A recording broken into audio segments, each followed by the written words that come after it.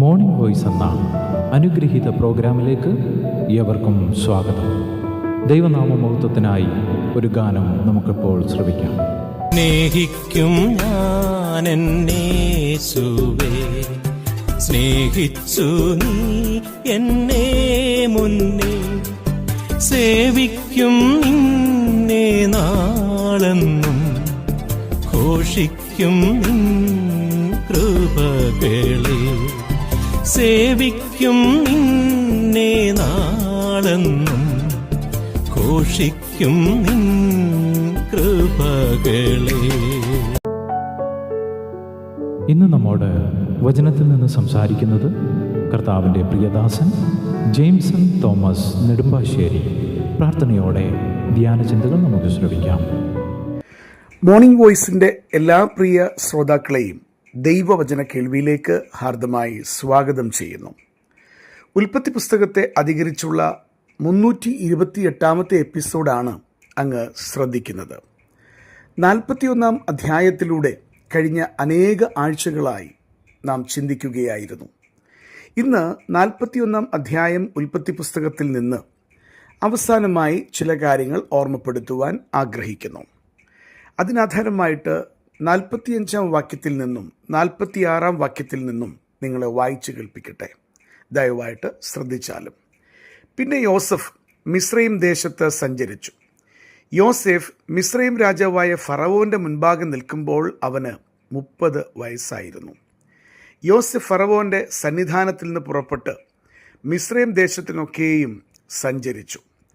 നോക്കുക, ഇവിടെ ഉയർത്തപ്പെട്ട ഫറവോനാൽ അധികാരത്തിൻ്റെ ശ്രേണിയിലേക്ക് ഉയർത്തപ്പെട്ട യോസഫ് ചെയ്തതിനെക്കുറിച്ചാണ് രേഖപ്പെടുത്തിയിട്ടുള്ളത്. പിന്നെ യോസഫ് മിസ്രയീം ദേശത്ത് സഞ്ചരിച്ചു. അത് തന്നെയുമല്ല, ഞാൻ അതിലേക്ക് തിരികെ വരാം. മിസ്രയീം രാജാവായ ഫറവോൻ്റെ മുൻപാകെ അവൻ നിൽക്കുമ്പോൾ അവന് 30 വയസ്സായിരുന്നു. യോസെഫ് ഫറവോൻ്റെ സന്നിധാനത്തിൽ നിന്ന് പുറപ്പെട്ട് മിസ്രയീം ദേശത്തൊക്കെയും സഞ്ചരിച്ചു. നല്ല പ്രായത്തിൽ യൗവനത്തിൻ്റെ ചുറുചുറുക്കിൽ അവൻ പ്രവർത്തനം ആരംഭിക്കുകയാണ്. വാസ്തവത്തിൽ എൻ്റെ മനസ്സിലേക്ക് നമ്മുടെ കർത്താവിൻ്റെ ചിത്രം കടന്നു വരുന്നു. അവിടുന്ന് 30 വയസ്സിൽ പരസ്യ ശുശ്രൂഷ ആരംഭിച്ചു.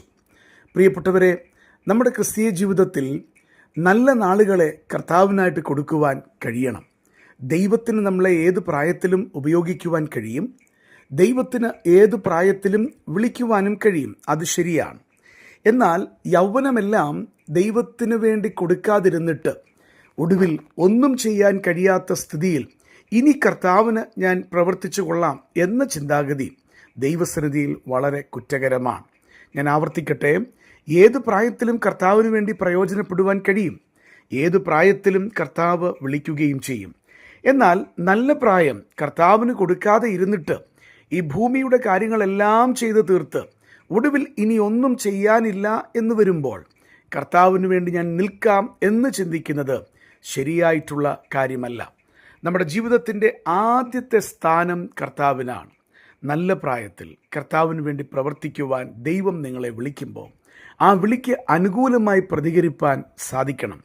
നിങ്ങളുടെ കയ്യിൽ ഏറ്റവും നല്ലത് കർത്താവ് ചോദിക്കുമ്പോൾ അത് കർത്താവിന് കൊടുപ്പാനായിട്ട് സാധിക്കണം. നിങ്ങളുടെ മക്കളെ കർത്താവിൻ്റെ വേലയ്ക്ക് വേണ്ടി ഇറക്കുവാൻ ദൈവം ആവശ്യപ്പെടുമ്പോൾ അതെൻ്റെ മക്കൾക്കുള്ളതല്ല എന്ന ചിന്താഗതിയാണെങ്കിൽ അങ്ങ് മറ്റുള്ളവർക്ക് വേണ്ടി പ്രാർത്ഥിക്കുന്നത് സ്വർഗം കേൾക്കുമോ എന്നതിൽ ഞാൻ സംശയിക്കുന്നു.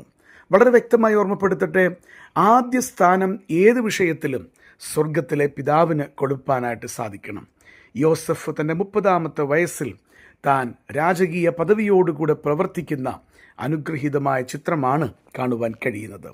നാം വായിക്കുന്നു, അധികാരമേറ്റെടുത്ത ഉടനെ യോസഫ് എന്താണ് ചെയ്തത്? അവൻ മിസ്രയീം ദേശത്ത് സഞ്ചരിച്ചു.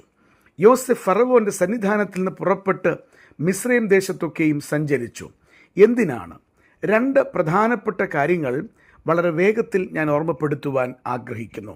ഒന്ന്, സ്വപ്നത്തിൽ കണ്ട മുന്നറിയിപ്പനുസരിച്ച് പ്രവർത്തിക്കുവാനാണ് അവൻ തത്രപ്പെടുന്നത്. വളരെ വേഗത്തിൽ ഞാനിങ്ങനെ ഓർമ്മപ്പെടുത്തട്ടെ. സ്വപ്നത്തിൽ അവന് മനസ്സിലായ ഒരു കാര്യമുണ്ട്. ഫറവോൻ കണ്ട സ്വപ്നം അത് വ്യാഖ്യാനിക്കുമ്പോൾ മനസ്സിലായ ഒരു കാര്യമുണ്ട്. ദൈവം തമ്പുരാൻ വെളിപ്പെടുത്തിയൊരു കാര്യമുണ്ട്. അതെന്താ? ഒരു മഹാക്ഷാമം മിസ്രയീം ദേശത്തും ലോകത്തിലെങ്ങും പടർന്നു പിടിക്കുവാനായിട്ട് പോകുന്നു. അതിനെ തടുത്തു നിർത്തുവാൻ മനുഷ്യർക്ക് സാധിക്കയില്ല. എന്നാൽ കർത്താവ് നൽകിയ ജ്ഞാനമനുസരിച്ച് പ്രവർത്തിക്കുമ്പോൾ ലോകത്തിനെ ആ ക്ഷാമത്തിൽ നിന്ന് രക്ഷിപ്പാൻ അവന് കഴിയും എന്നുള്ള ബോധ്യം അവനുണ്ട്. അപ്പോൾ വലിയൊരു അപകടം മുന്നിലുണ്ട്, വലിയൊരു ക്ഷാമം മുന്നിലുണ്ട്. ജനം വിശപ്പ് കൊണ്ട് മരിക്കാതിരിപ്പാൻ പ്രവർത്തിക്കണം എന്നുള്ളതിന് അവൻ അത് മനസ്സിലാക്കുവാൻ അതിനുവേണ്ടിയുള്ളൊരു തത്രപ്പാട് അവൻ്റെ പ്രവർത്തന മണ്ഡലത്തിൽ കാണുവാനായിട്ട് കഴിയുകയാണ്. എന്നെ ശ്രദ്ധിക്കുന്ന ഓരോരുത്തരോട് ഞാൻ പറയട്ടെ, നമ്മുടെ മുൻപിൽ ഒരു വലിയ ന്യായവിധി വരാനായിട്ട് പോവുകയാണ്.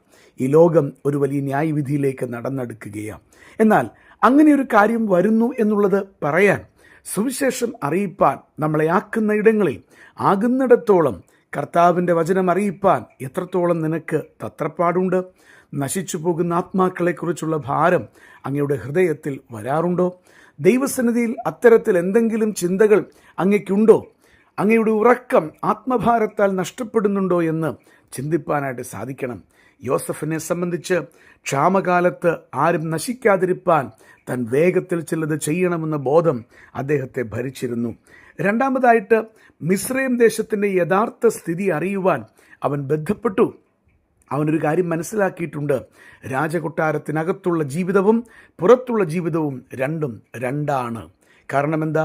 അവൻ കുണ്ടറയിൽ കിടന്നവനാ, ജയിലിൽ കിടന്നവനാ. അവന് ശരിയായിട്ട് ആ ചിത്രം അറിയാം. അത് തന്നെയുമല്ല, അടിമയായി ജീവിച്ചവനാ.